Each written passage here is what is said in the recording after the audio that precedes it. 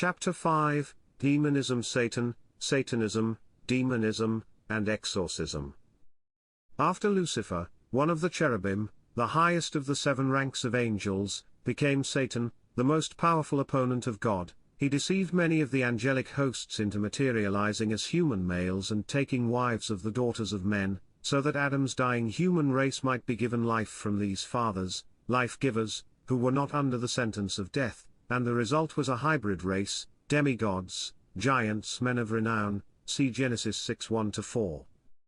God wiped out this hybrid race and the contaminated human family in the flood, saving only Noah and his family, who were not thus tainted, read Genesis 6:9 and 1 Peter 3:20, but the angels which kept not their first estate, but left their own habitation, he hath reserved in everlasting chains under darkness, restraints, not permitting them to exercise their powers in the light, until, the judgment of the great day, the millennial day, now dawning, see Jude 6 and 2 Peter 2:4. Satan, the prince of the devils, see Matthew 9:34 and Matthew 12:24, has closely controlled these evil angels, used them in manipulating circumstances and people to further his original lie, that, ye shall not surely, really, die, but live on, changed into spirit beings, gods, some knowing good, those worthy of it experiencing bliss, and the others experiencing evil, for example, eternal torment, read Genesis 3:4 and 5. Thus, while God sets before mankind life contrasted with death, in Deuteronomy 30:15 and 19, Jeremiah 21:8, John 3:16 and Romans 6:23, Satan and his demons have deceived heathendom and Christendom with his lie, that the dead are more alive than the living and are either in heaven, or in a hell of literal fire, to be tortured eternally. But the Bible teaches that the dead are unconscious and that hell is the unconscious condition of the grave, see the many supporting scriptures in Job 14:21, Isaiah 63:16, Psalms 6:5, Psalms 115:17, Psalms 146:4, Ecclesiastes 9:5, 6 and 10, Isaiah 38:18 and 19, Daniel 12:2, John 5:28 and 29 and finally John 11:11-14. The demons' many methods of deception.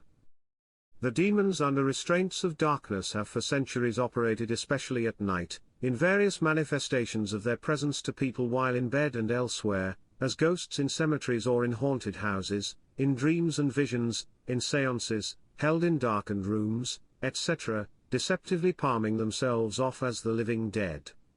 They use various media for ensnaring people and communicating with them, such as wizards, witches, spirit mediums, necromancers, diviners, astrologers, fortune-tellers, tea-leaf readers, crystal ball gazers, sorcerers, occultism, hypnotism, the black art, conjuration, extrasensory perception, ESP, clairvoyance, clairaudience, table tippings, table rappings, spirit writing, horoscopes, Ouija boards and flying saucers. Note God's disapproval of such media in Exodus 22:18, Leviticus 19:26 and 31, Leviticus 26 and 27, Deuteronomy 18:9-14, 2 Kings 21:2, 6, 9, 11 and 12, 1 Chronicles 10:13 and 14, 2 Chronicles 33:6, Isaiah 8:19, 20 and Isaiah 19:3, 4, Jeremiah 27:9 and 10, Jeremiah 29:8 and 9, Zechariah 10:2, Malachi 3:5, Galatians 5:19-21, Revelations 21:8 and finally Revelations 22:15. Yet in spite of all these and other evidences of God's disapproval, and the eventual destruction, annihilation, of all those who after being fully enlightened as to their nature, engage in such occult practices to the end, there is in these last days, an ever-increasing worldwide interest and engagement in the occult, and its evil practices, such as, the world has never before witnessed. This is in fulfillment of divine prophecy, for the Spirit speaketh expressly, that in the latter times some shall depart from the faith, giving heed to seducing spirits, and doctrines of devils, see 1 Timothy 4:1. Note that these some are persons who have previously held to the faith. This is a telling mark of the times, for, sad to say, there are now hosts of people calling themselves Christians who dabble more or less feverishly in matters occult. This most intensive and extensive upsurge of spiritism, witchcraft, black magic, etc., is not merely the self-engendered product of misguided individuals. It is something far deeper and more shattering than that, nothing less than the final desperate onslaught of the demon hosts of the prince of this world, see John 12:31 and John 14:30, as he sees his house divided against itself and his kingdom falling to pieces during the great time of trouble, prior to the establishment of Christ's reign of truth and righteousness, for the blessing of mankind. Review Psalms 2:8, 9, Daniel 2:35 and 44, Daniel 7:13 and 14, Matthew 12:25-29 and 2 Peter 3:10-13. The Christian should ever be on the alert and keep in mind the clear distinctions between God and Satan, light and darkness, truth and error, righteousness and sin, faith and credulity. No man can serve two masters who are opposed to each other, see Matthew 6:24 and Luke 16:13. The majority love darkness rather than light, John 3:19-21, but when one becomes a Christian, he turns from darkness to light, and from the power of Satan unto God, Acts 26:18.